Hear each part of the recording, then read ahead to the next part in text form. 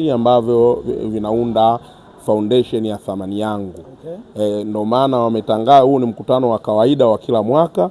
Kila mwaka unapogeuka huwa wanafanya mkutano mkuu. Kwa hiyo huu ni mkutano mkuu ambao una viongozi 150 ambao wanaviongoza vikundi vile. Thamani Yangu ni taasisi ambayo ndani yake kuna vikundi vidogo vidogo.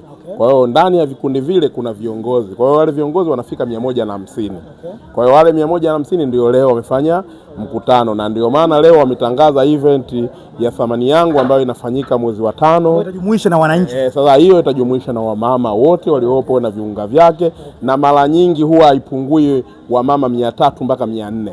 Na ndio maana inafanyikaga kwenye ukumbi mkubwa ambao unabeba watu wengi. Kwa hiyo mimi naamini panapo uzima na uhai, sababu taasisi hii naifahamu na mimi nimeshiriki mara kadhaa, nimeshiriki kwa mawazo yangu nimeshiriki. Kwa hiyo leo najivunia leo kuiona Thamani Yangu imekuja, na mimi sasa nikiwa diwani, maana nimeanza kushirikiana nao muda mrefu. Kwa hiyo mimi naamini ukifika yote mwezi wa 9 panapo uzima na uhai, mambo utayaona na utaona kuna tofauti kubwa.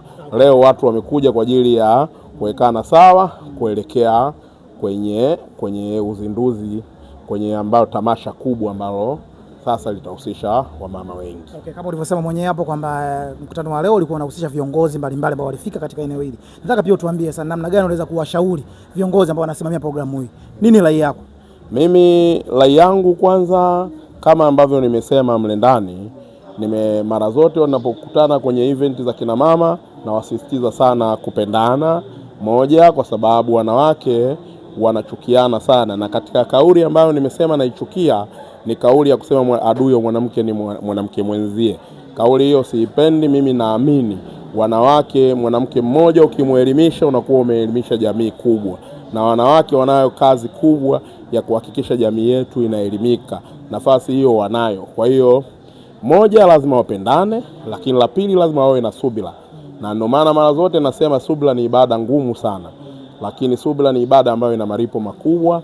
Kwa hiyo na wao wakina mama tunaamini kabisa kwa uwezo wao, wakiwa na subira, basi taifa letu hili litaelimika, vijana wetu majumbani kwetu watapata exposure tofauti. Shukrani sana kwa muda. Asante sana. Naam, mtazamaji wa Sanga Media TZ au Sanga Media Tanzania, huyo ni diwani wa kata ya Pugu anayekwenda kwa jina la Frank Mang'ati. Naye pia ni miongoni mwa watu ambao walifika katika programu hii ambayo inakwenda kwa jina la Thamani Yangu Foundation. Lakini tumeweza kuzungumza naye machache.